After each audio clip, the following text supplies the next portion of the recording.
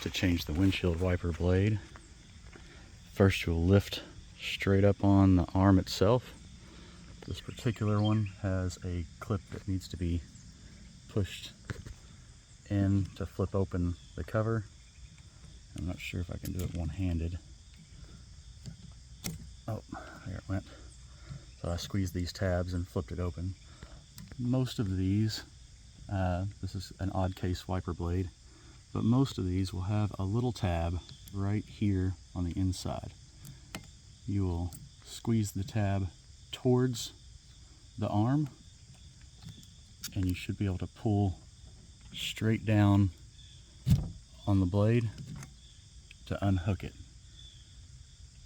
And then with the new wiper blade, you'll need the type that has the curve for that hook to sit in. You'll just push it into the loop and then pull out and it should snap into place. In this case, this has a cover, so I'll snap the cover closed and you just lay the arm back down.